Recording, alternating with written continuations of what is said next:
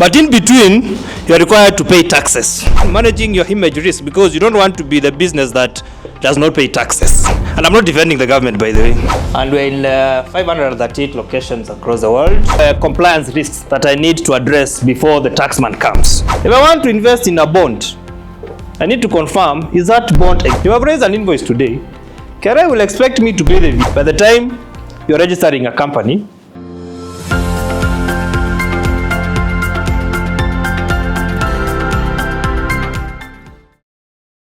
So, ladies and gentlemen, today we're going to hear from Marco Manyenze.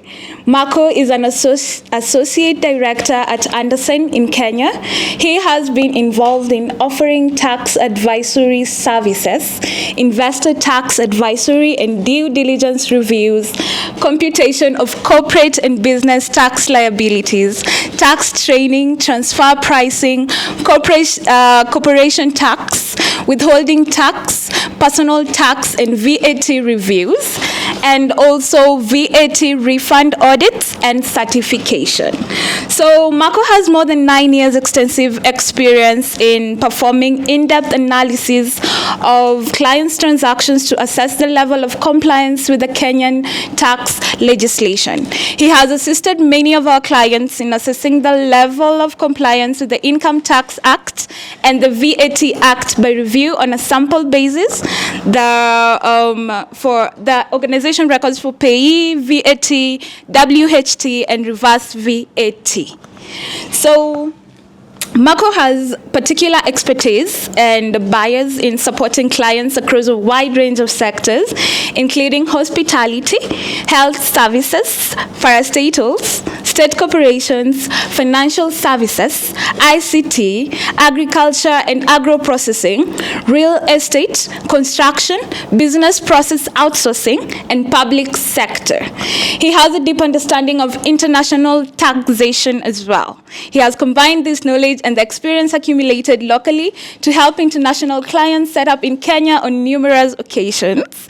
He has been involved in the client's decisions that revolve around most suitable business structures, issues with tax implications of the corporate structure, contract reviews for tax efficiency, and transfer pricing. The clients he has advised have also benefited from his understanding of special economic zones and government incentives for foreign investors in various sectors of the Kenyan economy. He has worked with many corporations, including Kenya National Hospital, Muhoroni Sugar Company, Miwani Sugar Company, Imarika Sacco, Isolax Kosan, Vision Fund Kenya Limited, East African Educational Publishers Limited, Daystar University, Opportunity Kenya, ABC Bank Limited, Catapult Brand Consulting, Future Fast Kenya Limited, and Training Solutions Limited, among others. So ladies and gentlemen, put your hands together and help me welcome Marco Manyenze. Thank you very much. So what Titus did, he did actually some very good work for me, because he kind of laid the ground on the expectations of tonight. And it's very interesting because there are two things that will happen in life. You are born, which is by chance, but then you'll also die, which is definite. Okay? But in between, you are required to pay taxes. In between, okay? So those two are certain, taxes and death. And what we need and what we do at Andersen is just to ensure that the amount that you pay is just the right amount. Don't pay much and also don't pay too. Okay? So just operating in an optimal level, in an optimal way, in terms of just ensuring that you are first safeguarding your cash flow. Secondly, you are managing your risk as far as tax is concerned. That you are saving yourself time, because I don't know how many of you have experienced a KRA audit. How long did it take? 3 months. And then after the 3 months, they gave you an assessment. Eh? Yes. And then you disputed the assessment, or you agreed with them. Another 3 months. Okay, so imagine you're in a cycle. You know, that's an entire year gone, because 6 months. If someone takes 6 months from your calendar as a business, it's an entire year gone. Okay, so again, saving time is very critical. Okay? And then the other bit is, again, managing your image risk, because you don't want to be the business that does not pay taxes. Okay? You also want to be the business that is seen to be helping build this country, because, again, why do we pay taxes? Can someone tell me why we pay taxes, by the way? I'll have to ask that question. Why do we pay taxes? Yes. Why do we pay taxes? Where? Why? What is the reason? What is the reason behind taxation? Sustainability. For the country. It's a must. Pardon? Majority pay because it's a must.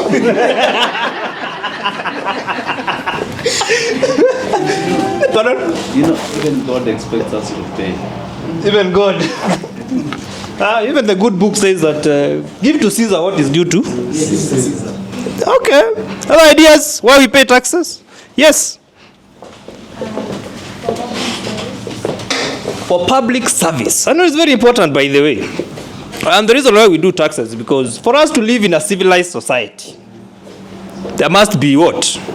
Order. Okay? Now, if I was to tell you, I don't know whether there's anyone here from Somalia, if I was to tell you to relocate to Somalia, would you agree? Why? To debate with what? It's not order. Okay? So the essence of taxation, again, is just to ensure that we live in an orderly, as much as we say things are not working the way we want to, there are some things that are basically working. And I'm not defending the government, by the way. I'm just stating the facts as they are. So basically, our conversation today is on demystifying taxes. I think I'll come back to the questions and the concerns later on after we are done. But I need to know how much time do I have, because this conversation can extend to midnight. 1 hour. Okay, that's good. I'm already 6 minutes in, and I've not even started. So this is just what we are looking at, just trying to build your knowledge base as far as tax is concerned, looking at taxable income and tax computation. Remember, someone asked, how do I determine what is due? Remember the example that Titus has given about you are selling milk. At the end of the day, the way we operate is the moment I've been paid, I don't really realize that there's an obligation. There's someone else who's expecting 30%. And the government is a silent shareholder in your business. They do not contribute capital, but they wait for you to make the money and demand what? 30%. Okay? All right? Then we talk about KRA audits and tax dispute resolutions, because audits are coming. And we need to prepare. You need to be prepared for that, because audits are coming. Then some emerging issues and key takeaways as far as that is concerned. But just back to some basics about Andersen and who we are. We are part of a global network called Andersen Global. And we're in 538 locations across the world, in 176 countries. In Africa, you can see we have pretty much covered the entire map of Africa. So if you are doing business anywhere in Africa, then we're your guys on the ground. As far as the workforce is concerned, we are around almost over 17,000 spread across. There is no service that you'd want in terms of business, tax, legal, and advisory that we can't provide. We'll always have a solution for you as a business. Our service offering now in Kenya, of course, is spread across 3 lines: tax, legal, and advisory. And tax, the discussions that we're talking about today, when you think about tax, is anything under the sun that relates to tax. Okay? Be it your customs, be it your PAYE, be it your corporate tax, be it your withholding tax, be it your tax planning, coming up with a tax strategy. Do I set up in Kenya? Do I go to Mauritius or do I go to Dubai? You have some refunds that you need to get money from government back. Has anyone ever applied for a refund? By the way, has anyone tried to apply for a refund? Or you don't overpay taxes? Good one. I think I'm in a good setting. Do I have issues? Do I have compliance risks that I need to address before the taxman comes? Okay, so it's more or less like taking a proactive approach in managing your tax risk. Okay? Then we have transfer pricing if you are involved in international transactions. Then we also have a legal department that deals with corporate and commercial law and private wealth. Then we have advisory that again also helps in strategy, capital raising, and transaction advisory. And all these again, we advise across all sectors because again, tax cuts across everything. Okay? Because every transaction that you get into as a business has a tax implication. There's always a tax element in whatever transaction. If I want to invest in a bond, I need to confirm, is that bond exempt from tax? So that I know the interest that I'm going to receive, will it be subjected to further tax? Okay? If I want to get into farming and sell milk, like Titus's mother, okay? Right? This milk, once I sell it, okay? The much that I receive, what is the tax liability in there? Okay? I'm raising capital. An example I was given that you are pre-operations. Okay? What does it mean for me as a business? Does this raising of capital crystallize a liability at this point, or does it crystallize a liability later on? Okay? So those are the discussions, because at the end of the day, as you start your business, I think you need to have your tax expert close to you so that you can structure things right. Okay? That you don't end up starting your business by the time the question that Masharia was saying, when does a startup stop being a startup? For tax purposes, in day one, if you have generated income, you're expected to pay tax. Are we together? Yeah. Okay? In day one, if you have generated income, and the whole essence is if there is income that has been generated, there is tax to be paid. Are we together? It doesn't really matter whether it's a legal business or illegal or whatever it is. If you have generated income, you need to pay tax. Are we together? Because tax does not have legality into it. The other service line is what Regina talked about, which is accounting. And accounting here is just giving you peace of mind as far as managing your day-to-day operations from an accounting perspective is concerned. Because again, your concern as an entrepreneur is, where am I going to make the next sale, right? How am I going to raise capital? How am I going to pay employees? You don't want to be worried about how I'm going to keep records here. How do I deal with KRA at the end of the year? Outsource that to us. Okay? Shift that burden to someone else who will give you peace of mind. Because at the end of the day, you need peace of mind as an entrepreneur. Now, building your base and knowledge as far as tax is concerned. Again, compliance and avoiding penalties. Okay? If you know your responsibilities, if you know your liabilities, if you know the taxes that you need to be paying, you'll be compliant. And KRA will not penalize you. Okay? Because if you don't file your return on time, if it's VAT or PAYE, there's a penalty of 10,000 shillings. If you don't file the return. If you don't pay the tax, there's another penalty of 5%. Okay? And then they charge you interest on a monthly basis of 1%. Okay? So you need to learn and avoid those drops. Again, financial planning and cash flow management. Okay? Shadrach here said that you have raised an invoice, you'll be paid in 3 months. Okay? And KRA is demanding taxes when? Now.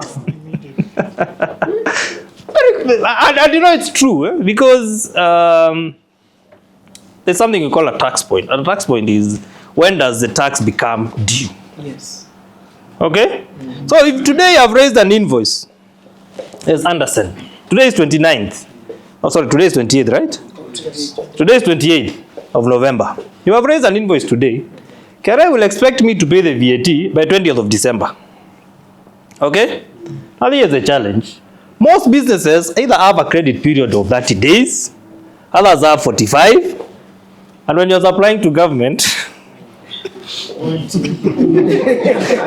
it can be one term. If you're supplying to government. Okay? So then how do you plan yourself from a business perspective? Because if you have raised an invoice, okay, and nowadays they have integrated the invoice, the moment you raise it, it auto-populates in your iTax. You ever realize that? It goes there. So they'll be expecting a VAT in the next 20 days. So this is a trick that you do. You raise an invoice between 1st and 9th of the month. Okay? Between 1st and 9th. Okay? Because that gives you then, if you raise an invoice on 1st of November, you have like 50 days to collect this money. Okay? So you have given yourself an extended credit period. Okay? So that gives you now, you start tax planning and getting what? Proper cash flow management. Because you can push this supplier to pay you, even if it's 60 days, you can get it in the 50th day for you to pay the government. Okay? So financial planning and cash flow management. Okay? Again, if you have the right tools in taxation and you have paid your taxes in time, you won't be penalized. Remember that example of 200 million that again Tata said that a penalty is coming. Okay? Because the moment you audited and the moment KRA identify you for an audit, trust you me, they'll not finish the audit without collecting anything. That is definite. No one is clean as far as taxes is concerned. Okay? So just know that they'll find something to tax. There's something that you did not do right. You might be 95% compliant, 97, 98, but there's always one thing. Okay? So again, those penalties that they charge, again, that impacts your cash flow. Because now management is asking you, what do you expect us to get 200 million shillings? Or 20? Or 10? And this was not budgeted for anyway, because nobody budgets for what? Penalties and fines. Okay? Again, to understand your tax incentives and reliefs, as a business, there are some benefits that you're entitled to that are provided for in law. Okay? Again, if you're in manufacturing, okay, or if you're providing services to some businesses that are outside the country, okay, again, there are areas that you can set up in and reduce your liability from 30% to 10%. Becomes easy, okay, because you're exporting a service. Okay, so that location and tax incentive bit in there, because that is what happens. Good. I'll not go through this one because it's long, but when you look at it, you already know where we are. Remember in 2024, Gen Z's happened and the government shied away from increasing taxes. Again, they did the same thing in 2025. They have not increased a single cent. But the target for KRA has been increased to almost 3 trillion. So where is the government going to get this money from? When I say that audits are coming, they have to audit. Okay? But then this is an overview of the taxes that we have in Kenya, spread across both direct and indirect. Corporate income tax is paid by businesses. If you're in business and you have incorporated a business, you pay corporate income tax. Individual income tax, this is now for sole proprietors and individuals like you and me who are not in business, who have not incorporated entities. Are we together? Then there is withholding tax. Now withholding tax is very interesting because it applies to businesses. If you are receiving professional services, you are required to withhold a certain percentage. I think there's someone who talked about I need to withhold 5, 10, 15. It keeps on changing. Yeah. Now here is the risk. Now if you are required to withhold and you do not withhold, okay, KRA comes and collects the tax from you as if it were your tax.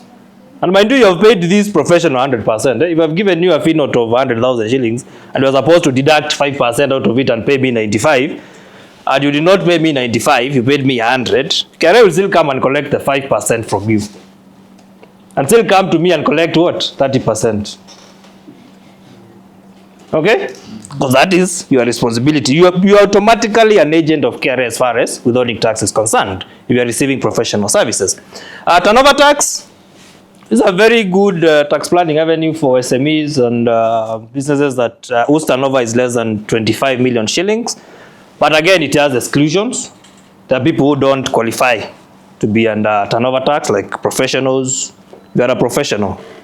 You know, being a professional is very wide. You're also doing, your source of income is rent, again, you're also excluded from that. And if your turnover is more than 25 million shillings per year, then pay as you hit, again, that is deducted at the source. Employer just deducts before you even receive the money.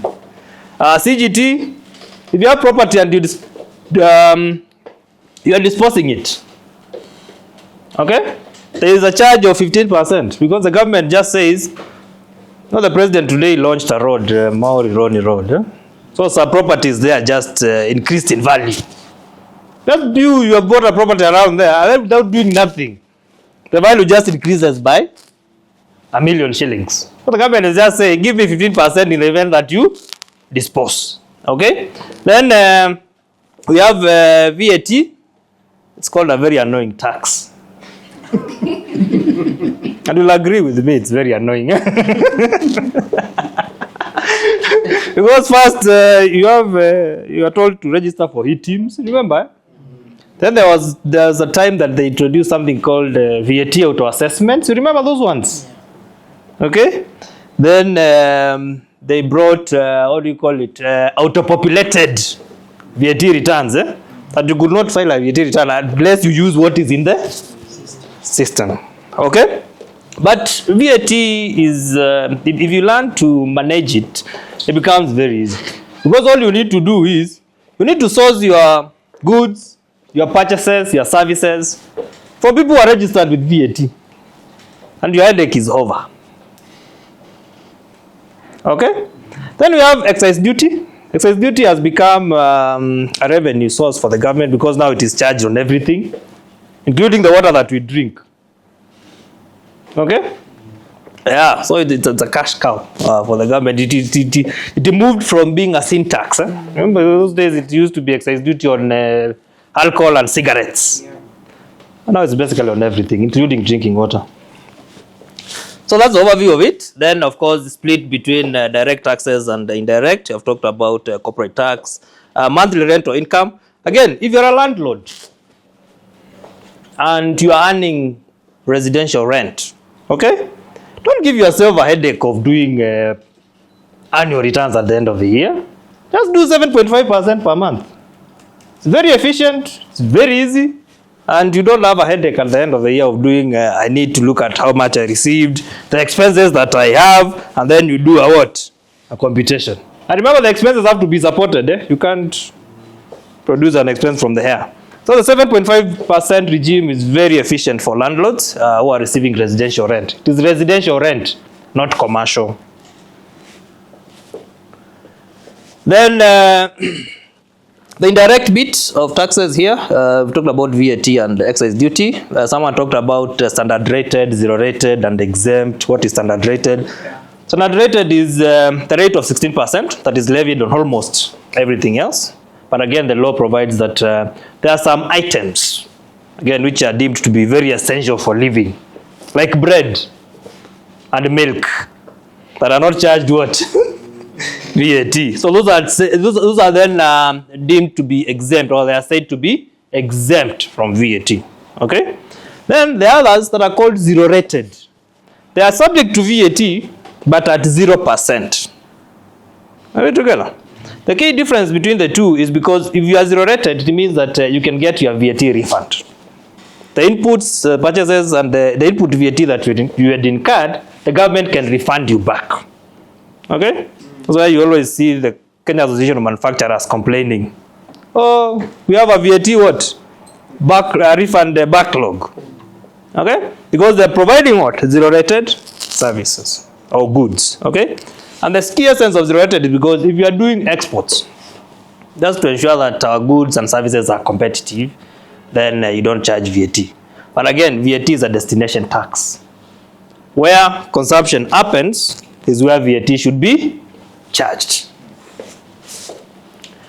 Now, I think this will bring me to the question of at what point do I register or start paying taxes? I think someone asked.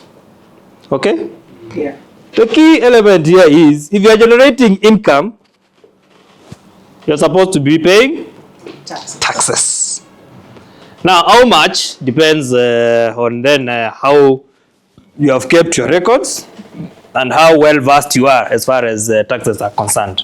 Because the element of, by the time you're registering a company, the time you're getting your certificate of incorporation, a PIN certificate is already attached to it. Okay? So by the time your company is registered, the government knows, this person has registered the company, is going to be doing business. So let's wait and see how much is going to be filing. Okay? Again, if you're an individual and you have, what's something called hobby business? Huh? Hobby, you have a hobby. Yeah? Let me not call it a hobby. It's a side hustle. Are we together? Yeah. You're an individual and you have a side that is giving you some extra 20, 30, 100,000 shillings here and there, either on a monthly basis or on a weekly basis, and then you decide you're not, this is not really income, or I'm not doing business. Okay? Again, that is what? Income. Okay? That's side hustle. Okay? And remember, the side hustle can grow until you get to that threshold of 5 million shillings for VAT, and the government comes and says, now you get into that VAT bit. Okay? So, CIT there, automatic upon registration of a company. It's levied on companies. Individual income tax, again. I don't know that when those guys who are applying for help nowadays, they require you to have a career PIN. Someone who told me is a recent graduate. I don't know whether you applied for help, but you didn't go through that route. Okay. Because the way government operates, they plan ahead. Okay? So many graduates do you have? They are going to graduate in 4 years. In year 5, they'll start working. So we are going to anticipate this amount of what? Revenue. Okay?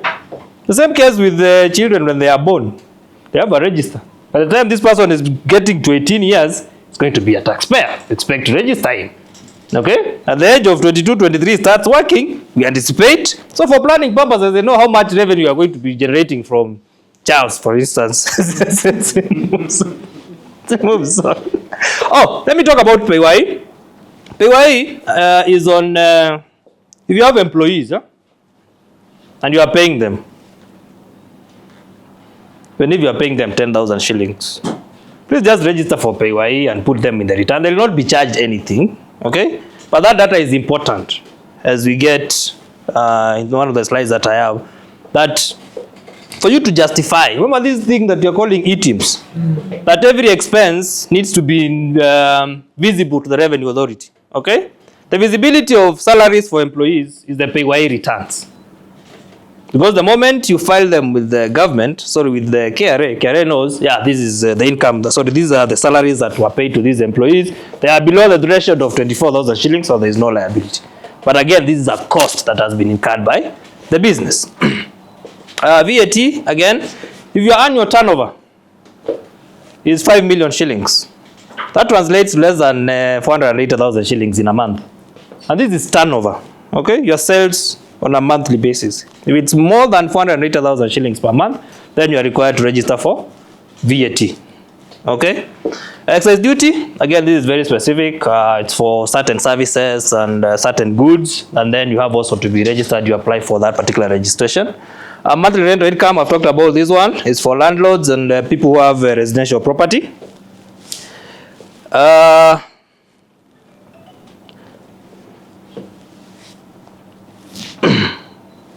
This is on payment of corporate tax. And the government is very clever because they realized we need money throughout the year. Okay? Yeah. So, they say you need to estimate how much you are going to pay in 2026, for instance, the moment we get to January. Okay? And then pay me in quarterly time, in an interval of quarters. So you pay me the first installment of 25% in April, pay me the next one in June, pay me the next one in September, and pay me the next one in December. Okay? That's how the government operates. It expects you to pay your taxes across that particular window of a year. So that now, after you close the year and you do your books, now you have confirmed these were my sales, these were my expenses, this is the liability, or this is the profit that I made, okay? And it's 30%. Then you pay the balance of what remained, because again, what you did was an estimate, based on your operations. You pay the balance by the 4th month, okay? That is where the installment taxes come in, and the basis of doing your installment tax prediction. And the best one has always been prior year basis, because that is very certain. Just take the tax that you paid in 2025, multiply it by 110%, and say I'm going to pay this much going forward. The due dates, I've talked about those ones. For individuals, remember the return that we normally file in June. June is the deadline for filing the return. Are we together? June is the deadline for filing the return. The deadline for paying the tax is April 30th. Not June? No.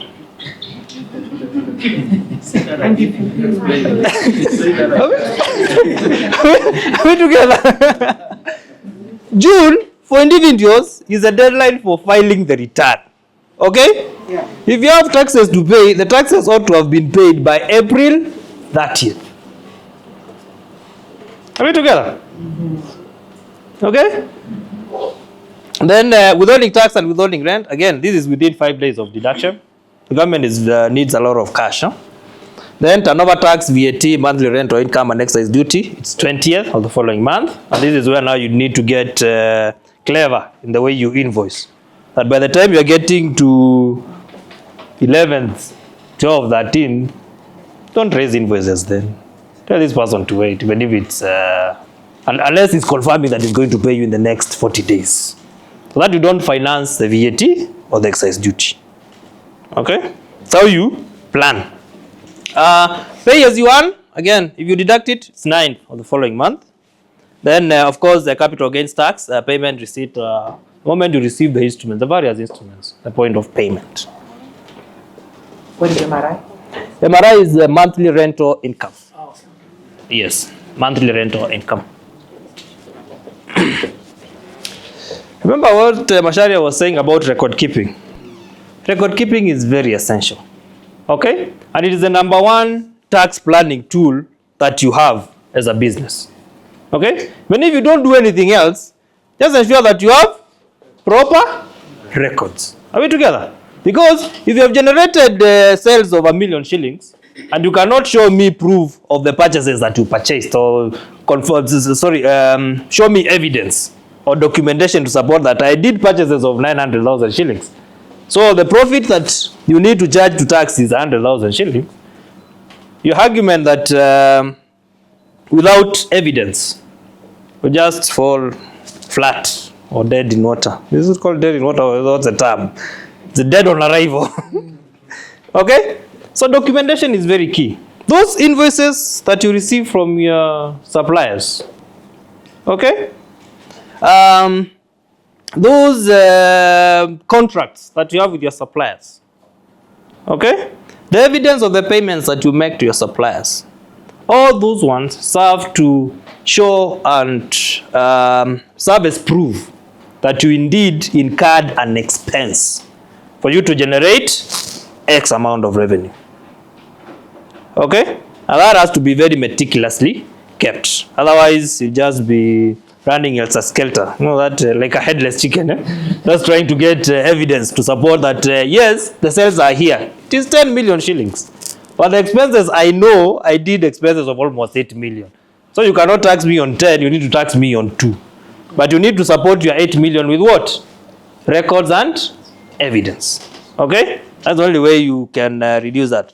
So, we talked about invoices, receipts, payment records, returns, and contracts. So, you need to maintain that. Okay? The language of maintenance and currency. You need to maintain your records in either English or Swahili. And in Kenya shillings. That is what the law provides.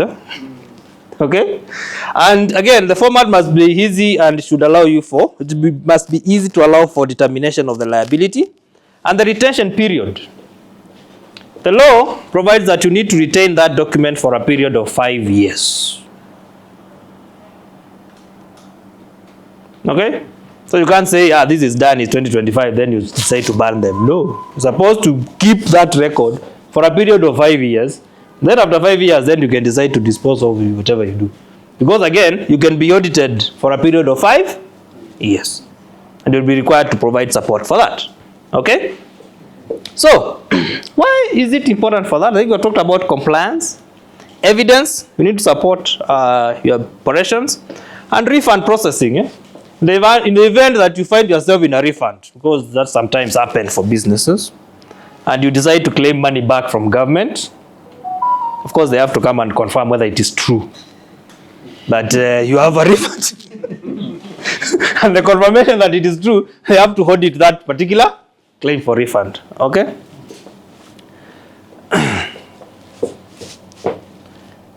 Well, I have like 25 minutes.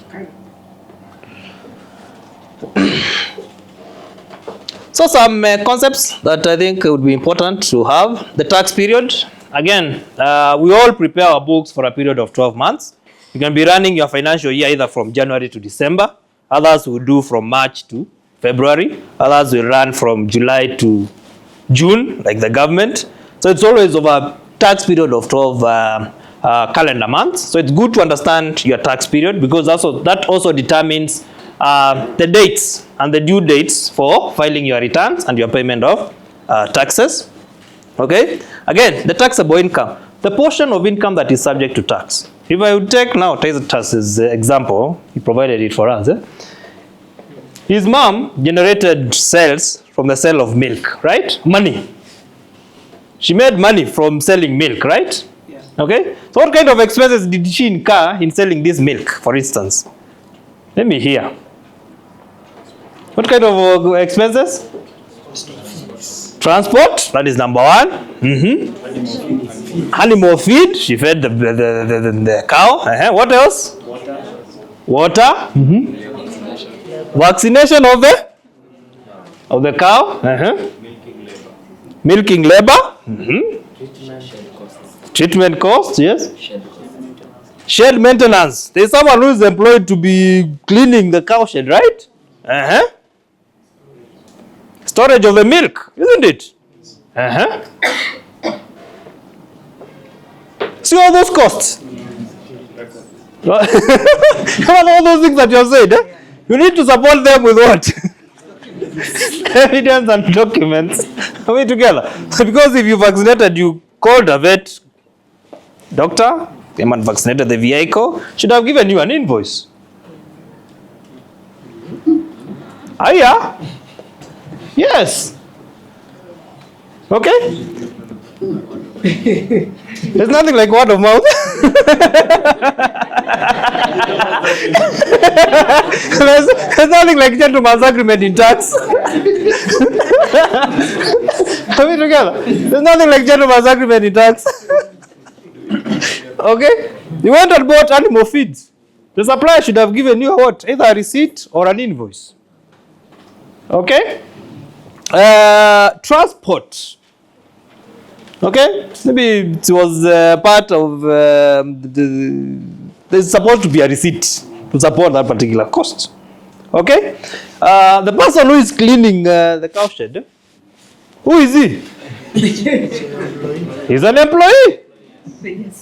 Okay? So he's chargeable to what? Pay as you want. Are we together? Okay?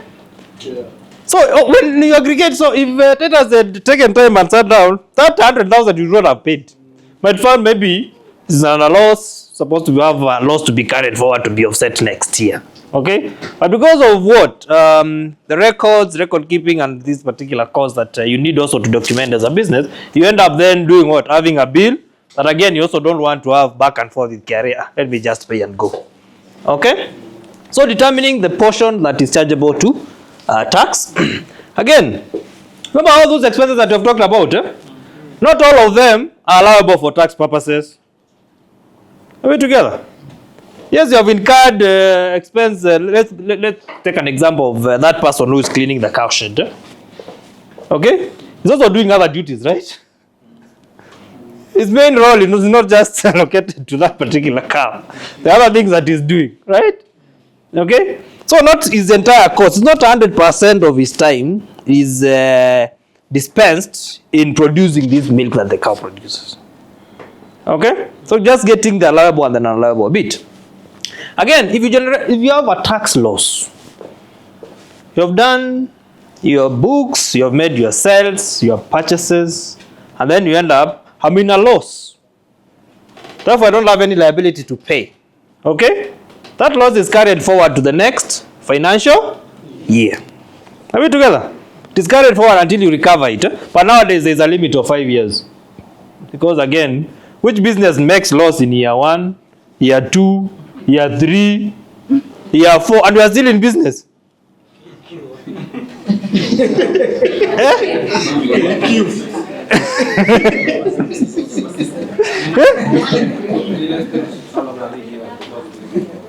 What? Real estate? No.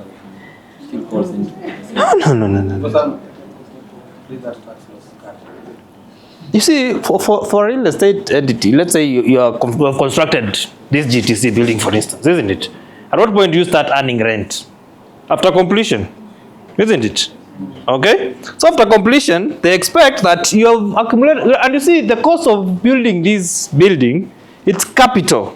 It's not revenue in nature. Are we together? Yeah. You have invested money to build this building for you to generate revenue. Okay? So the capital cost that you have incurred here will not be allowed against your rental income. Unless you get something you call a building allowance, an investment allowance. That is again granted as 10% of the value. Okay? So the only cost that you can offset in year 1 of this building is just 10% of the initial investment that you made against the revenue that you now started generating. Okay? So there is no exemptions on that 5-year rule. Okay? Because again, a rational entrepreneur, the moment you make loss in year 1, year 2, you close the business and look for something else. That's what a rational business person does. Then after 5 years, you open again.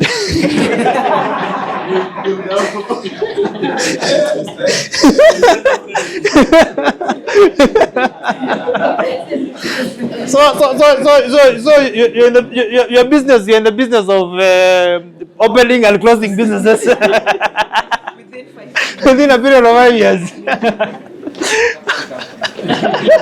Okay, then the other bit is on accounting year end. Again, it's important to know your period and in which the date in which your year end is. Then the aspect of allowable deductions and separate sourcing.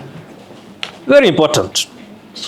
Okay, separate sourcing, because again, I'll go to Titus's mom. There is the income she generated from selling milk. Okay. Let's assume also she has a shop. Okay?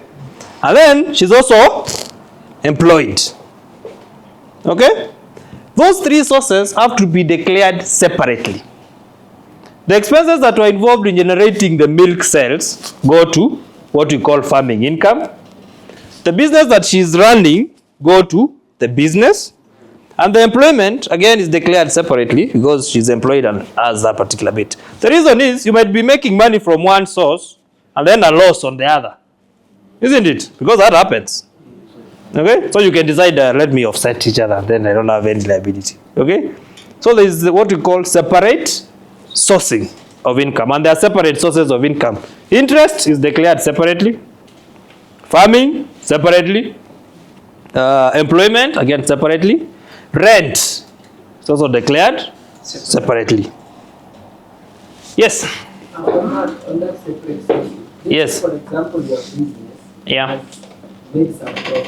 Yes. So it's called revenue from other financing activities or other operating activities. So my company maybe has bought some bonds and we have gotten some interest payment. Is now that part of separate sources? Yes, that interest needs to be declared separately from the business that the company does. Are we together? So if you're in manufacturing, for instance, and you have some excess cash flow, you decided the government is giving very good rates for these bonds at 20% or 19%. decide to invest, okay? And then maybe that year, the manufacturing business does not do so well, you end up in a loss, okay? From an accounting perspective, from an IFRS perspective, you always consolidate and say, this is the match that we did. Are we together? But for tax purposes, you have to separate source, okay? Say this is the interest that we earned from these bonds, and this is the tax that is due on the interest. I made a loss on my main business, which is manufacturing. Are we together? It's called separate sourcing. Because again, if you're earning interest, you know there are no costs to interest. On interest income, is there anything that you do on interest? You can't attach an expense to the interest income that you get from your bank. No. Bank charges. No. Charles.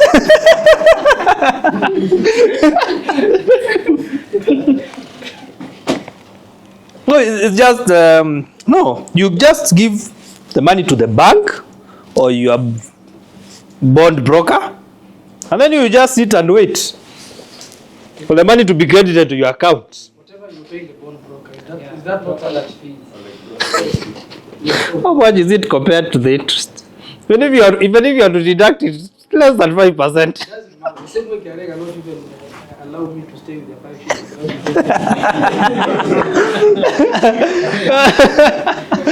So that is what we call separate sourcing. So those sources of income have to be declared separately. Yes.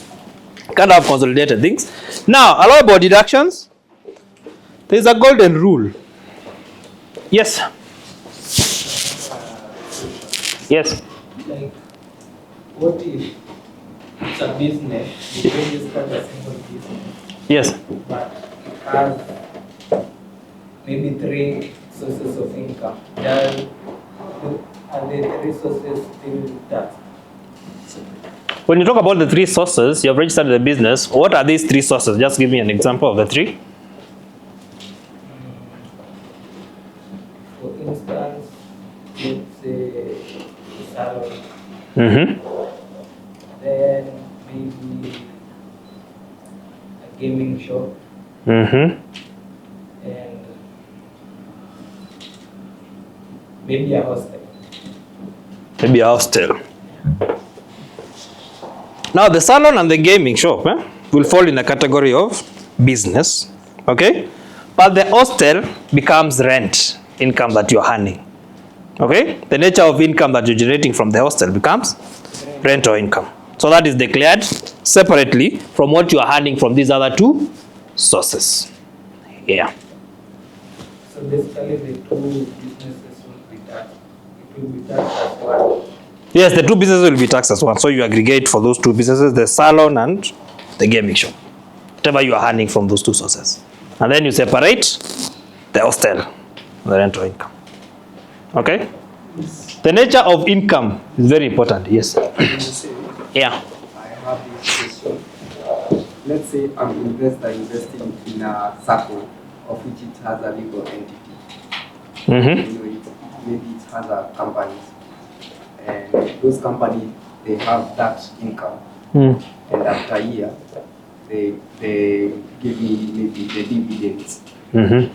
And these dividends, they have already taxed through the income of the company. Mm-hmm. And here, as an individual, Mm. I have that income. Mhm. Will it be taxed, or I can say it's a double taxation? The interest, in that example that you've given, from the circle or from the bank that you receive as an individual is not subjected to further tax. Okay? For an individual. So you can sit down, relax, and enjoy your money as far as interest and dividends are concerned. Are we together? But now, if the interest is coming to a corporate entity, a company that is incorporated, are we together? Then they need to again declare that interest as income and use the withholding tax that was deducted by the bank at 15% as a credit against what they have earned. Are we together? So you find any interest that is earned by a company will be subjected to tax at 30%, whereas what is received by an individual is taxed at 15%. Are we together? So if you are a founder and you are a business, instead of investing your bonds through the company, to them as you as a director as individual. Okay? Because the tax rate is much lower at that particular level when you're receiving it. As far instead of channeling it to the company. Are we together? Yes. Yes? But will that make that your tax twice Which one? for the bonds and maybe the other business? For the company, you see the way it will work is you have received interest from your deposits at a bank, let's say in CBA for instance. Okay? They have paid you interest of 1 million shillings. But then you do not receive 1 million shillings. You received 850,000 shillings because they deducted 15% and remitted that 150,000 shillings to KRA. Are we together? Now, you received a certificate saying that NCBA has not paid you this 150 because they have remitted it to us. There's a certificate that automatically is generated by iTax the moment the money is received on the other side. Okay? Now, at the end of the year, what you do is you declare, instead of, you don't declare 850 what you received, you declare the 1 million, the gross interest that you received. Then you subject the 1 million to 30%. So your liability now comes to 300,000 shillings. Okay? But remember, the government has already received 150,000 shillings. Okay? So this 150 you offset against your 300.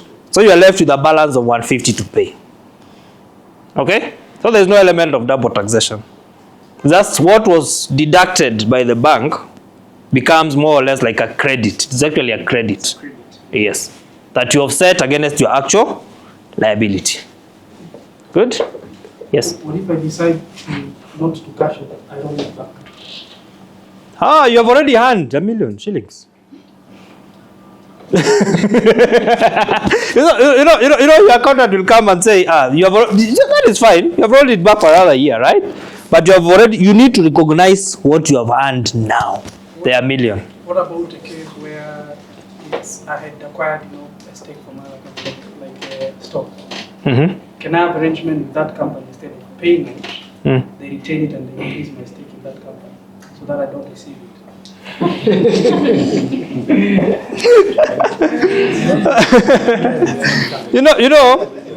What you have done there, you have been paid in kind. Okay? Yes, the law does allow that. It's fine because there's someone who asked about, I think, stocks, payment through stocks and having that particular element. The law does allow for that. Okay? Because again, as a founder of a business, you have invested your time. Sometimes it's very hard to quantify. Okay? Or maybe you want to pay your employees. In the essence of just retaining and increasing morale, and for them to have that particular motivation, let's decide, I'll give you this number of shares in the business. Okay? That element, that kind of compensation is called employee share ownership plans. Okay? Those are allowed in law. Okay? But they're also taxable because the employee might decide, I want to cash out. You paid me in form of shares. I can sell the shares and get my money. Isn't it? Yeah. So there is value that is gained there. So there is a computation that is done. The value of the shares, if you offered me the value of the shares at 2 shillings and the market value, let's say, is 20. The difference between 2 and 20, the 18 is what is subjected to tax as the benefit. Yes. Yeah. Let's say this individual Yes. is providing professional services. Yes. And nowadays there is that duty for a person to establish a company, a private company. Yes. And these services I'm providing, I'm also paying professional taxes, the taxation taxes. And as a company, and it has that legal right.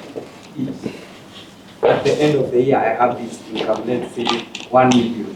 And out of this 1 million, let's say I buy an equipment worth 350,000. Then after there, when I buy my card tax, I'll say that, can I say that I used 350 as a company to buy an equipment, and this money would be taxed?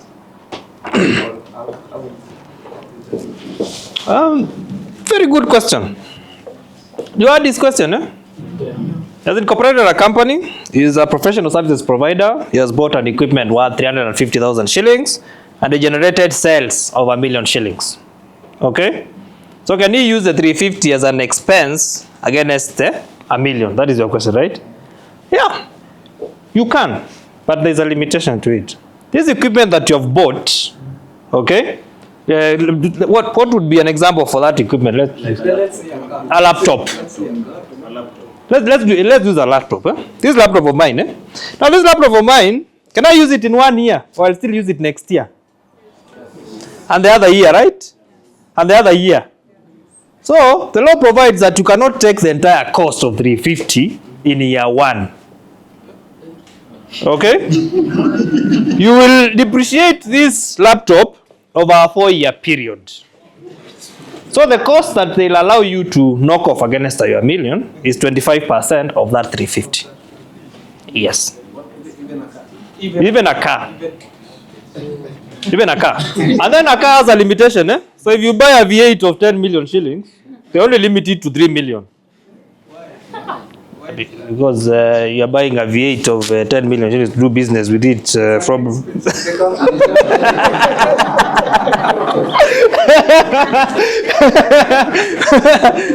The limitation is 3 million shillings. Eh? So they only allow you to claim 3 million over a 4-year period.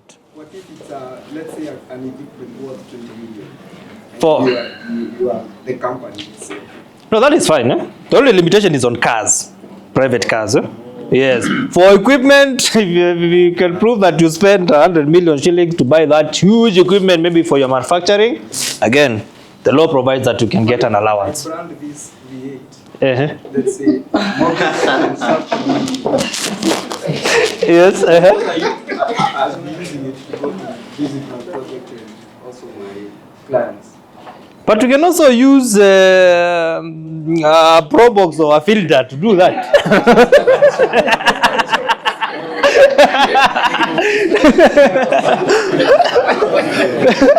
You know?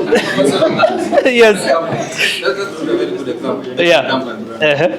So I'm a betting company. Yes. I want to do maybe a proper marketing campaign. Yes. So I've got a V8, Touareg, a Golf R, Subaru. I have like 6 cars. Yes. I have to also do that in 3M for that car. There's a marketing budget. Let me ask you, what is the probability that that V8 will just be used from Monday to Friday? For example, you're doing a campaign. Mm-hmm. And maybe I'm doing a campaign in Nairobi, in regions. So you're doing a campaign for the entire. And you're doing activation, not just you're doing activation. Yes. Am I not supposed to claim it under advertising expenses? No, you will claim it as an advertising cost, the branding and whatever it is. But you're talking about the actual acquisition of that car. Are we together? Okay? By the very nature of it, okay? Okay? It may be viewed as, let me call it a private car, for instance, okay? But your argument that this is just for business purposes, and the nature of my business demands that I drive that big car, or we use this big particular car, okay, for business purposes, you can have that argument, but I don't really think that it will fly. Your alternative is this, okay? Lease that V8, okay? Buy it for yourself and lease it to the business. Because you need to use it. At least you'll be getting income and the cost will be allowed 100%. You won't be told I need to apportion this in that particular element. Good. Now, on deductions. Okay?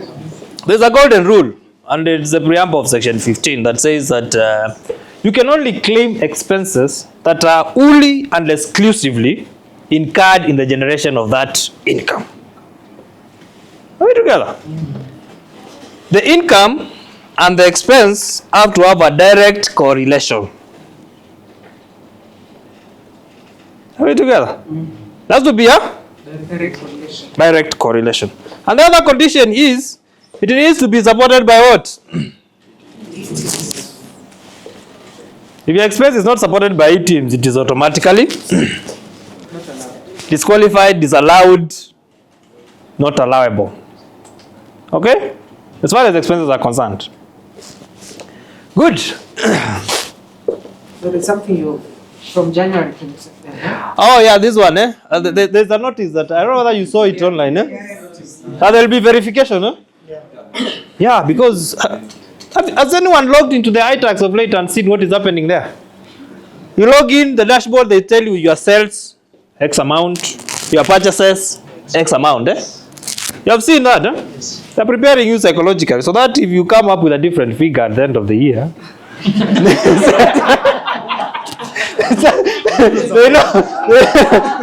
they know there's a problem where there's a problem here. Are we together? Because what does eTeams do? eTeams, if you have given your PIN to every purchase that you have made, okay, that is populated to your iTax. Those expenses are already populated in there. Okay? And because you also provide your invoices through eTeams, again, that is also visible in the system. Okay? So, the revenue authority already has an idea of how much revenue, of how much profit that you have as a business. Okay? And how much tax they'll anticipate. Okay? So that will be very easy. It's just a click of the button. You just aggregate. This person has paid this much. Why is the discrepancy? So you start now looking and identifying the people who have a very high discrepancy. Start calling them for conversation and sending them letters. Okay? So that is happening. So effective January 2025, all your expenses need to be supported by eTeams. And there's a question that someone asked about your receipts for 2NK. They've given someone transport and they have gone to 2NK through taken a matatu. You know, matatus don't give you receipts. So how do you deal with that expense? It's a headache. And especially if you are in, let's say, in the financial space, where you need to be sending agents to go and talk to customers.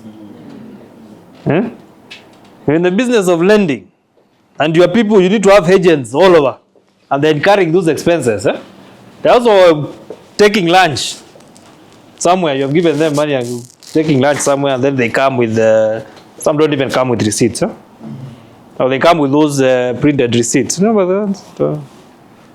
Yellow. Is it yellow or red? Becomes a nightmare. Okay? So in terms of those ones, you really need to sit down, review those particular expenses. Okay? And then see if you have been sending this person outside the office. Okay? How do we then adequately either compensate, just find a way of putting this expense through payroll, or have a per diem policy that encompasses this kind of expenses. Okay? So, but it has to be really, you really need to review your business, look at those particular costs, and see where can I move these on so that at the end of the day, I'm not cut off by eTeams. And sometimes some of them might be too small that you can say, you can forgo this for business purposes. But anyway, so you need to really do that. You had a question or something? Yes. The right question for now, but I had a question that really got. Yes. What's the history of tax? Like, why are we paying tax? I understand that the reason we pay tax, but how did we come to start paying tax?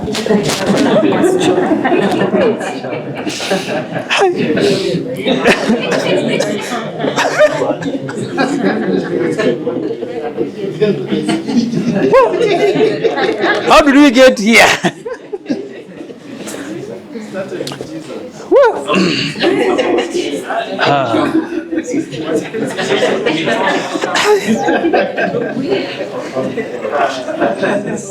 Now, again, you know, I think tax is as old as the universe itself, to be honest, when you look back in time.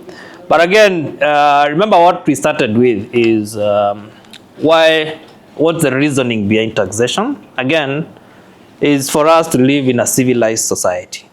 Okay? Because at the end of the day, if we don't pay our taxes, okay? Just imagine what will happen. You don't have policemen on the roads, isn't it? You just have goons. You know those goons who are nowadays walking around with those rungus. Okay? Just for that element of a sense of order in society. Okay? And for you to implement that sense of order, someone needs to finance it. So who's going to finance it? The people who are enjoying that sense of order. Okay? But then it also brings in a very interesting bit because again, when you look at how tax has always been levied, they have said that there is no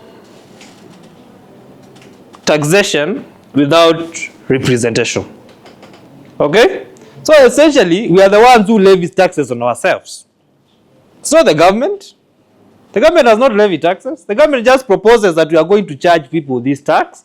Then they send it to the representatives that we, the people, have elected to approve those taxes. Are we together? So we are the ones who indirectly, we are the ones who levy these taxes on ourselves. Because it's the people that we have elected or donated our right to levy taxes, the ones who impose it to us. Okay?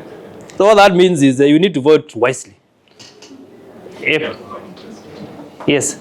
So let's say I register a profitable organization. Yes. Let's say I buy land, I build a church. Mm-hmm. Then I donate to the profitable organization a huge sum of money. Yes. Then I buy cars and houses. The government was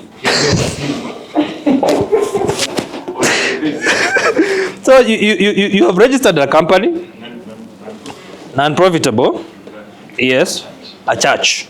Then you donate charity to the church. Where did the money for donation come from? Pardon? From a limited liability company. Yeah? So by the time this limited liability company is donating to this church, if you're calling it, okay? First, we need to confirm. Remember what I've told you about charitable donations? The church has to be exempt from taxes. Are we together? And it needs to have an exemption certificate. Okay, that's number one. For that deduction to be allowable at the LLC level. Okay, but if you are donating from the company, you have already paid taxes on that amount that you're donating to the church. You have already paid taxes. It's what remains after you're paying taxes. We don't care what you do with it. So the houses and the cars are okay? No. There's another element. It has gone to the church. Okay? Now the church is a separate entity from you as a person. Okay? So now the church is buying the vehicles and building the houses for what exactly now? Okay, I own it. Oh, you own the church? It's not under my name. Yes. You're the pastor.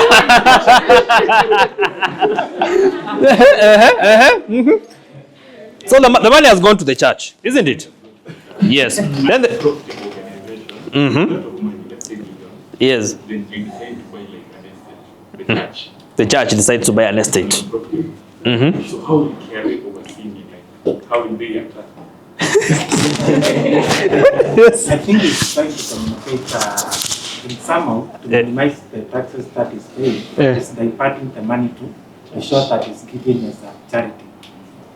I think that is what you are saying. In short, I think he's asking whether church is taxable. No. And any church income generating. The money gone under the church, then an organization. So whatever the church does with the money, will carry oversee. Now, you see, for if the church is generating revenue, you see now this is the church generating the revenue. It's not you. It's the church, because the church is registered as a society. It has its PIN, it has its registration certificates or whatever it is that are given by the Registrar of Societies. Okay? So the church has decided to invest its tithe, we call it tithe, and offerings to build houses, to build a estate, or to build a school or a hospital. Are we together? Okay? Then the church has generated what now? Will generate rental income, isn't it? Yes. Okay? So the moment it generates the income, again, what is this income used for? Okay? Because for it not to be taxed, now for that rental income that the church is earning, for it not to be taxed, it needs to be used to advance the religion of this, whatever it is, reduce poverty, there's something called distress. So if those activities are done, and there is evidence that has been done, then that amount will not be taxable. However, if you just decide to pay your pastor, no, you pay yourself, the pastor, from that income, you as a pastor, you're expected to pay as you earn. Are we together? The income that the pastor generates from the church and pays himself, that is subject to tax. The church Donates. It's me, but not in the picture. It's my other partners.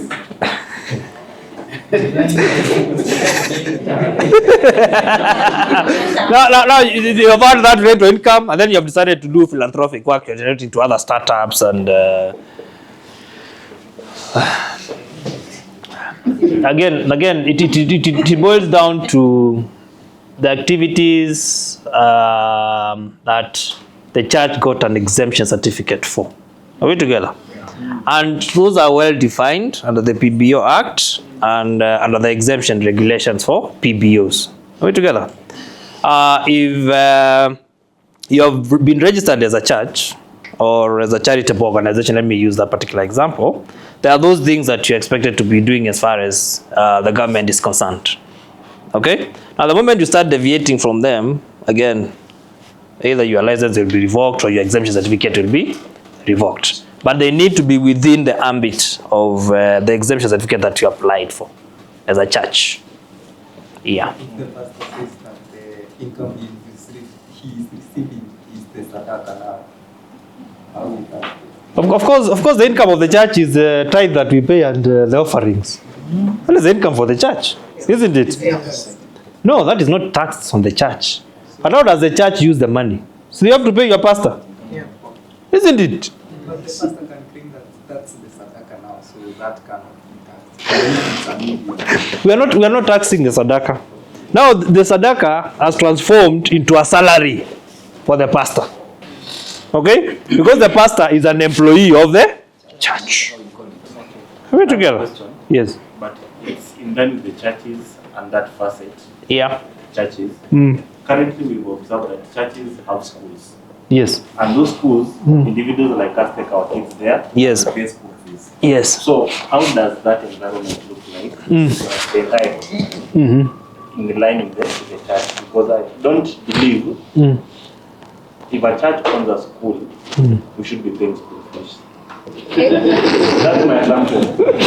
You get, but that's not the case. We find ourselves paying school fees to a school that was established by a church, and we also attend the same church. Yeah. And they're also paying tithe to the same church. Yeah. So, well, when you look at the fees that you pay, maybe it's subsidized. Let me work on that particular assumption. But you find that when you look at the way the churches have been organized. Let me use the Catholic Church, for instance. It owns hospitals, it owns schools, it owns very many things. Okay? But the preamble of it is always either we are advancing education, so the school, they're advancing education. Okay? Or you are providing relief to the public through provision of what? A hospital. Maybe the government has not provided enough hospitals, so the private sector, you come in and get in that particular bit. Okay? So you are providing that particular bit. Or there is a tragedy that has happened and you have decided to donate to that particular tragedy has been designated as a public disaster. Are we together? So in that particular bit, the income that will be generated from the school is just used again to advance the objectives of education. And therefore it will not be taxable, the school fees. so what I'm getting is, even a church can start at its big business Yes. and release matatus on the road. So that when you pay at the petrol station the fuel, you'll get a tax Tax deduction. Yeah. what I'm getting. No. You see, again, at the end of the day, is we always look at how the proceeds of that business have been used. Okay? Are you viewed to be really established as a business? Just you're not a charitable organization. Is your motive just making money or profit? Okay? That is what is the motivation behind it?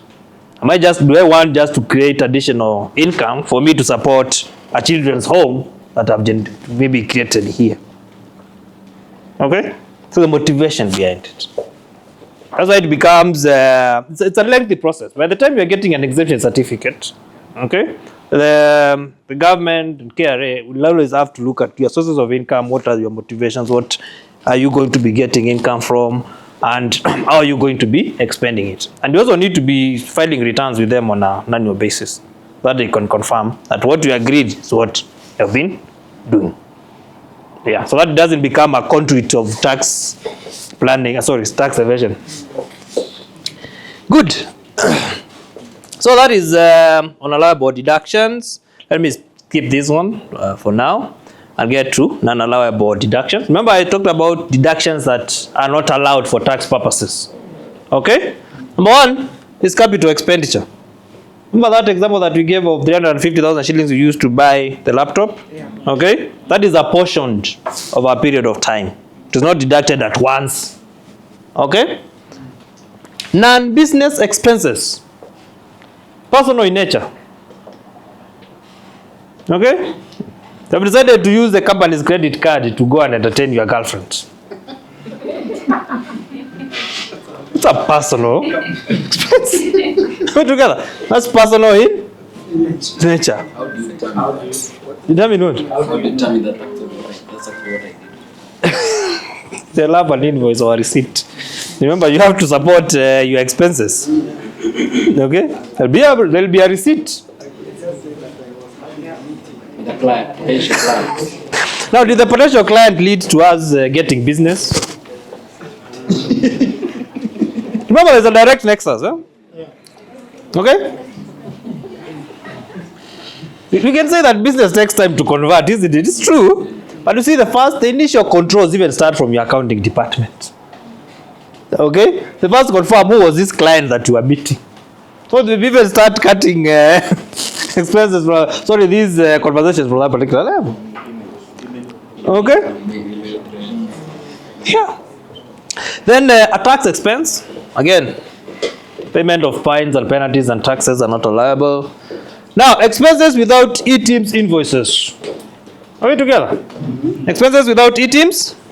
Invoices. Now, we talked about, separate sourcing. I think I won't be delivered on that because I'm pressed for time. The sources of income are these ones. Business, revenue generated from trading activities, separate. Rent, separate. Interest, separate. Dividends, separate. Royalties, separate. And farming, even if you have planted trees and then after 10 years you sell them, you know that is income generated from farming. You need to declare that income. Yes. That's what? It's farming income. It's called the sale of standing timber.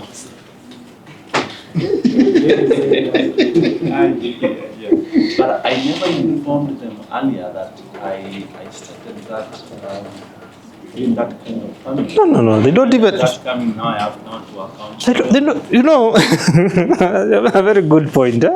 You never informed them that, then they come at the point where you have earned the income. Yeah. That is where they come in. And that is why documentation is necessary, because you need to prove that I watered these trees, or I bought the seedlings at 100 shillings each seedling. I've hired someone to be maintaining the trees. Now I'm selling each tree at 10,000 shillings. Okay? You have to have that documentation. Remember, any income that we're generating, okay, there is tax to be paid. The question is how much? that is a separate sourcing bit. It's how you determine your income. Again, it always starts from what your accountants have given you or what your auditors have given you. Then you add what you call disallowable expenses, things like depreciation, provisions, fines, and penalties. And then you deduct allowable expenses. Now, from an accounting perspective, that laptop that we bought for 350, okay, will be depreciated. You can decide the useful life of this laptop is 2 years. Then you say, I'll put 175 this year and 175 next year. Okay, that is accounting depreciation. Okay, but for tax purposes, there's something called wear and tear. The wear and tear for this laptop is given for 4 years. And you get 25% every year for the next 4 years. Okay, so you deduct that. Investment deduction. Now, if you have built a factory, okay, you have installed machinery, you have the building, then you start manufacturing, they come and tell you, yes, we'll give you a deduction of 50% in year 1 of how much you have invested in that particular factory. Okay, then in the subsequent years, we give you 25, 25, 25. Okay, but if you manage to locate your factory outside, I don't know whether that provision is still there. You need to confirm. Try to locate your machinery outside the jurisdictions of or the counties of Nairobi and Mombasa, then you get 100% allowance in year 1. Then IBD, I'm giving you that in this what we call commercial building allowance. Is on a building like this one. You have maybe spent 10 billion shillings building it, and they tell you you can recover your cost within a period of 10 years. That is 10% every year against the rent that you get. The second source is an example of interest income. Now, interest income, once you receive it, there's some interest that you may receive that is exempt from tax. Are we together? Like these infrastructure bonds that the government is issuing. Okay? So those ones are not subjected to tax. Okay? And then you determine your taxes from there. Yes? Government? Policies. Like let's say SDGs have a project innovative around the SDGs. And you are earning income from it? Yes. No. But it's a policy. No. You know, the way government operates, it will provide you with that environment or provide you with those incentives. But the moment you start generating money out of it, okay, that is where income becomes now what you have generated. Remember, and taxation is very neutral, okay? Because at the end of the day, if I'm earning X amount and Charles here is earning Y amount, we should all be paying our fair share of taxes. It should not be an uneven playing ground. Okay? All of us has to be treated neutrally and fairly. So whatever you're getting from those SDGs and that particular scheme that is there, okay? If it is not exempt under law, then it is taxable. Yes? What if I start out freelancing and then I do a project and then I'm paid like 3,500? Is that something to do? Freelancing. You have been generating money from freelancing. You're paid 3,500 shillings. Would you call that income? Yes. Would you call that income? Yes.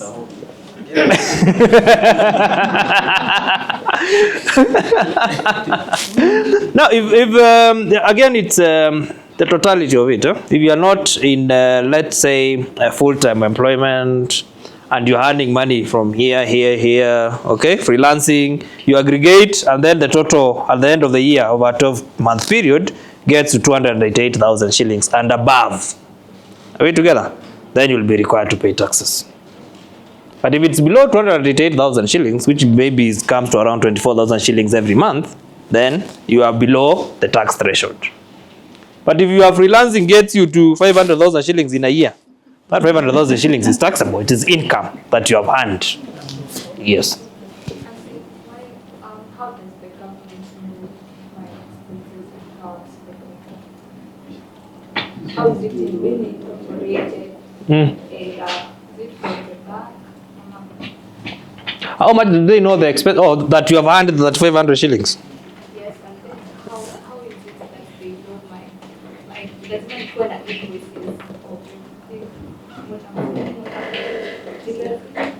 Yeah, but you see, because first and foremost, someone's expense is someone's income. Are we together? Someone's expense is someone's income. And that is why the government is really pushing to have all expenses supported by e-teams. Because the moment you have generated an e-teams receipt and given to Charles, for instance, as an expense, the government has known that Marco has generated a sale to Charles. Okay? So they have that record. Okay? And then Charles will also be expected to claim that expense. So that we don't have a mismatch in the system where you have people who are claiming expenses, but you don't have people who are declaring the income. Are we together? Yeah, so that's how the government is really trying to roll out these e-teams to catch the people who are not really within the tax bracket. Okay? By pushing businesses to do business with people who are e-teams compliant. Because if I'm not e-teams compliant, and I'm a business, sorry, if my business is e-teams compliant, I have no business doing business with someone who is not e-teams compliant. Because that cost will be disallowed on me. I'm the one who is going to suffer. So I have to push you as my supplier to ensure that the invoice or the receipt that you're giving me is e-teams compliant. So that is how the data is being generated in there. Now let me talk about this one as we close. KRA audits and the triggers. You are doing business, you have failed to register as a taxpayer. It's number one. Okay? You have filed your return or you are persistently paying your taxes late. Again, why? Okay? You have filed your return, then you decide to amend. Another trigger. Okay? And a declaration of income. Remember what I've said, your dashboard, the way your iTax dashboard is looking like? There is a total number of sales that they're expecting. And then instead of declaring that X amount, you declare X minus Y. And a declaration. Okay? Non-filing of returns or late filing. The return is due on 9th, you decide to file on 20th. Then next month, you file again on 20th. Then the other month, you file again on 20th. Someone will come and ask you what is happening. You know, at least sometimes. Okay? Nil returns. Nil returns. It means that the entire month or the entire year, as a business, you did not generate anything. Okay? So it is 0, 0, 0, 0, 0, 0, nil. When you go to your bank statement, we find credits coming in. So this money that was coming in was money for what?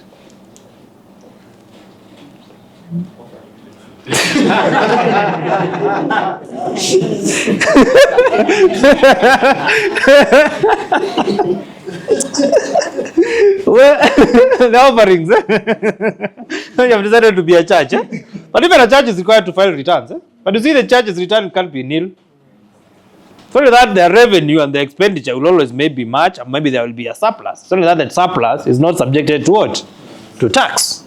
Okay? So it can't be nil either. Okay? Misclassification of income.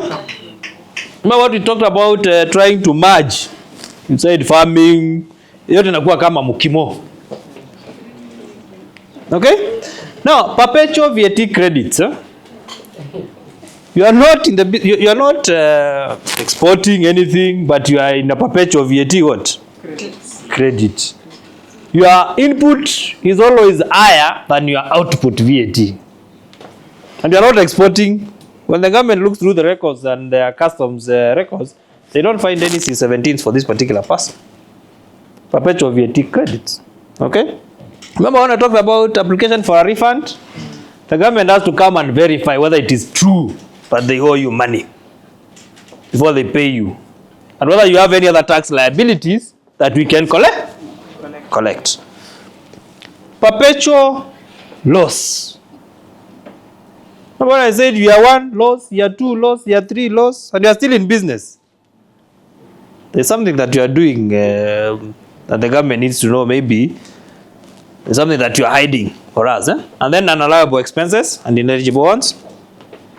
When you talk about KRA audits, again, if you receive the letter, just cooperate with them, give them the information that they need, know your rights, involve your tax advisor, stay together. Let's have that conversation with them. Negotiate timelines. Sometimes they'll send you a letter and then request you to give you information for within a period of 7 days. At that time, they want records for 5 years. They've given you 7 days. Ask for additional time. They listen and they'll grant you that. Okay? Discuss to resolve issues. There are some issues that you might have, maybe reconciliations here and there, things that would not really should not end up in what? In an assessment. Provide that information, discuss with them, resolve the issues. Consult professionals. Again, there are people who do tax 24/7. You are in the business, or maybe you are in tech, that is what you do and that is what you know best. Talk to your professionals and your advisors in this particular process. Again, do not conceal information, but also don't overshare.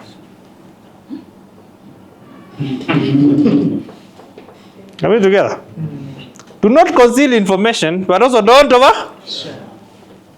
As a taxpayer, they went to do an audit. And then this client decided, it was a school. They went did the audit. Then they asked, just went through around the school, and they sat down and asked, so tell us about your business. No, that is a question that can be answered with one line. We provide educational services. It's our business. How this person went on? How we provide educational services, we have buses to very children, we also have vehicles for the teachers to take them home. We have also provided some accommodation for the teachers here. We also provide, we also pay school fees for some of our staff. At time, taxman is just taking what? Notes. Overshare?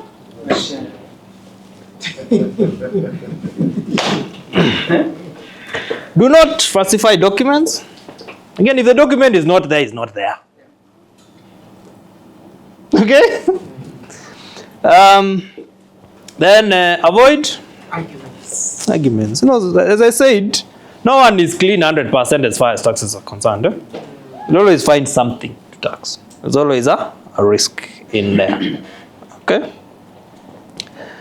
Let me go here. So they have audited you. What next? Okay? If they have raised an assessment and you don't agree with what they have found, and you say, no, my liability is supposed to be 0.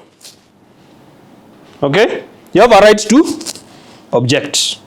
Okay? And the objection needs to be done within 30 days. Okay? Then the objection, they give you something called an objection decision. You still don't agree with them, you can go to the tribunal. Okay? If again you still don't agree with the tribunal, you can go to the High Court. Okay? But disputes now that exceed from the tax appeals tribunal to the High Court have to be on areas around interpretation of the law. You can't go there for just reconciliation things, and the court does not have time for that.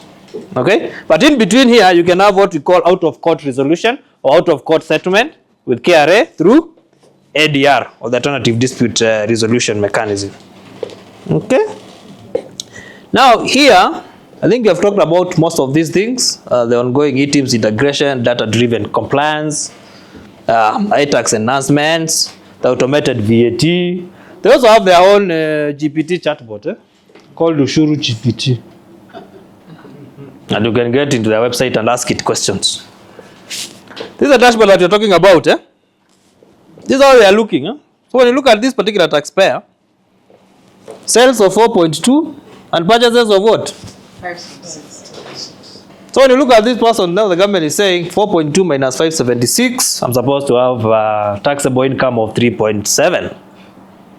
30% of that, pay me 900,000 shillings. If you don't pay me 900,000 shillings at the end of the year, again, this is data.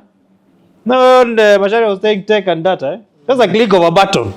I know there's a problem.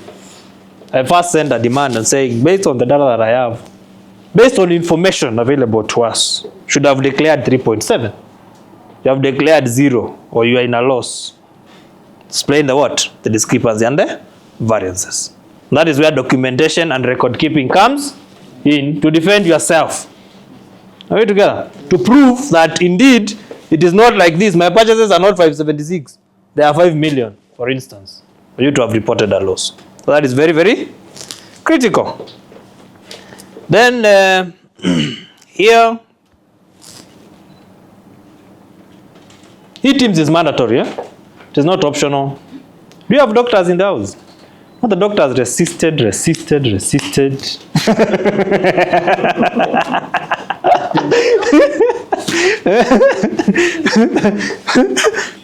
Until they found that it is here to stay. Yeah? Okay? Tax planning is very essential. Again, guys, you need to tax plan. You need to know what is your liability. You need to know how much am I going to pay at the end of the day. Then turnover. You need to understand the moment you reach a certain turnover for your business, there are obligations that will always be there. Okay? Manage those audit triggers that you have talked about. Okay? What are those risks that you need to avoid going forward? Again, data is here with us, and KRA is really using that data for tax compliance. Okay? Be proactive and stay updated to what is happening in the environment. And this is an act of being proactive because you get to understand what is happening in the ecosystem. And good compliance builds business credibility. Okay? No, the other day, the president was hosting large taxpayers, and those taxpayers who pay a lot of taxes in State House. And then he told them, I invite you to come and eat your taxes. You heard that comment?